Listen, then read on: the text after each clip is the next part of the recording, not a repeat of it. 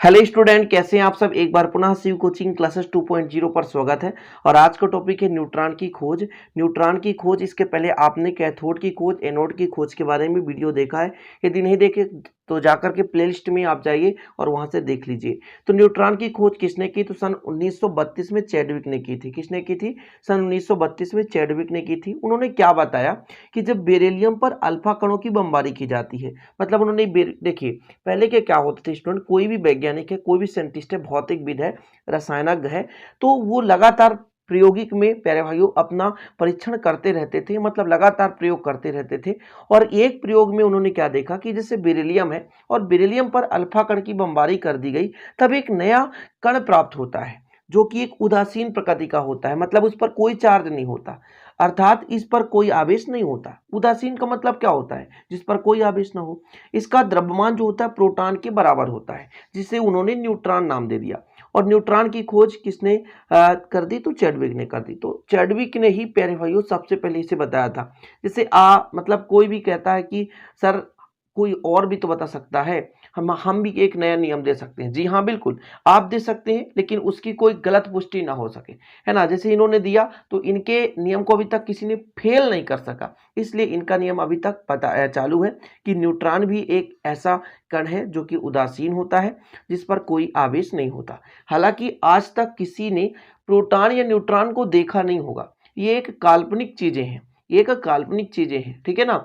तो प्यारे भाइयों, न्यूट्रॉन की खोज चैडविक ने की थी। कब थी? 1932 में। उन्होंने क्या कहा कि जब बेरिलियम पर अल्फा कणों की बमबारी की जाती है तो एक नया कण प्राप्त होता है, एक नया कण प्राप्त होता है स्टूडेंट, जो कि उदासीन होता है ना। इस पर कोई आवेश नहीं होता। अब थोड़ा सा इसको आप रासायनिक क्रिया के माध्यम समझें कि बेरिलियम है आपके पास। बेरिलियम का परमाणु क्रमांक कितना होता है? 4 होता है। और स्टूडेंट इसका परमाणु भार होता है 9। इस पर जब अल्फा कण मतलब हीलियम, तो परमाणु क्रमांक कितना? 2 और परमाणु भार 4। जब ये प्यारे भाइयों बमबारी की जाती है तो कार्बन का परमाणु प्राप्त होता है। तो कार्बन का परमाणु क्रमांक 6, परमाणु भार 12। फिर आपके पास प्यारे भाइयों टोटल कितना है? 9 4 13। तो एक और कण मिलता है जिसे n से दर्शाते हैं। और स्टूडेंट इसका जो परमाणु द्रव्यमान होता है 1 होता है, लेकिन क्रमांक नहीं होगा, क्योंकि इलेक्ट्रॉन की संख्या पर देखिए ना, कोई आवेश नहीं, ना तो आपका प्रोटॉन ना तो न्यूट्रॉन। सिंपल है। यानी प्रोटॉन जो है प्यारे भाइयों एक द्रव्यमान की भांति एक ही है, जैसे आप प्रोटॉन मान लो चाहे द्रव्यमान मान लो। तो इस पर कोई आवेश नहीं, मतलब इलेक्ट्रॉन नहीं है, उदासीन है, ठीक है। जैसे यहाँ पर 4 2 से तो 6 हो गया, तो इस पर कोई आवेश ही नहीं है। सिंपल है। तो ये हो गई न्यूट्रॉन की खोज। न्यूट्रॉन ने 1932 में बताया कि बेरिलियम पर अल्फा कण की जब बमबारी की जाती है तो एक प्रकार का नया कण प्राप्त होता है जो उदासीन होता है, जिस पर कोई आवेश नहीं होता। इसके गुण के बारे में बात की जाए प्यारे भाइयों, तो इनके गुण को आपको लिखना है कि पहला जो है, न्यूट्रॉन उदासीन अथवा विद्युत आवेश रहित कण है, मतलब न्यूट्रॉन में किसी प्रकार का कण नहीं होता। क्वेश्चन ऐसे भी पूछ दिया जाता है कभी कभी स्टूडेंट कि न्यूट्रॉन की खोज पर टिप्पणी लिखो। तो आपको न्यूट्रॉन की खोज के बारे में बताना है और रासायनिक समीकरण जो मैंने बताया वो करना है। और फिर इसके बाद प्यारे भाइयों आपको गुण भी लिख, यदि गुण पूछा जाता है तो फिर गुण लिखना है, यदि गुण नहीं पूछा जाता तो फिर लिखने की जरूरत तो नहीं है।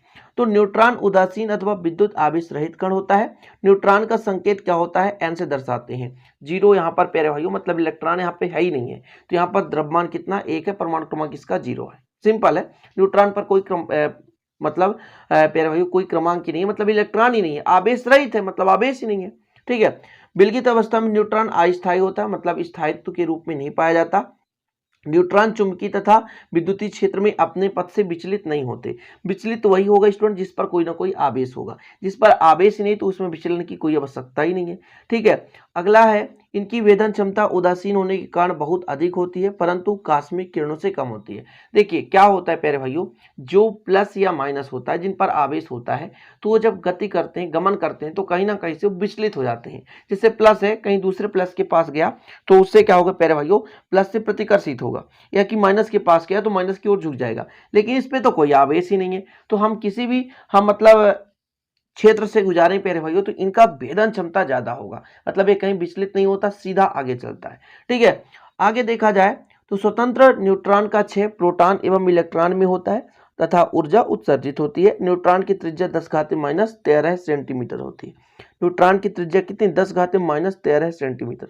अब सोच सकते हो 10⁻13 मतलब 1/10⁻13, 1 में 10 का 13 और सेंटीमीटर में 1 सेंटीमीटर कितना होता है प्यारे भाइयों, बहुत कम होता है, उसका 1/10 घाते 13वां भाग। समझ लीजिए बहुत कम, जिसको हम नग्न आंखों से तो देख ही नहीं सकते कभी भी। ओके, तो ये हो गया प्यारे भाइयों न्यूट्रॉन के गुण और न्यूट्रॉन की खोज। तो महत्वपूर्ण टॉपिक है और आप लोगों को ऐसे ही वीडियो प्यारे भाइयों में प्रोवाइड कराता रहूंगा। पसंद आए तो प्लीज़ लाइक कर दें, चैनल को सब्सक्राइब कर लीजिए नए हैं तो, साथ ही बेल आइकन प्रेस कर लें ताकि हर वीडियो का नोटिफिकेशन सबसे पहले आपको प्राप्त होता रहे। तो न्यूट्रॉन की खोज चैडविक ने की कब, 1932 में। न्यूट्रॉन के गुण भी आप लोगों को लिख लेना है, नोट डाउन भी करते चले। हैंड रिटन नोट्स लेना है तो 96 85 29 91 49 पर कॉन्टैक्ट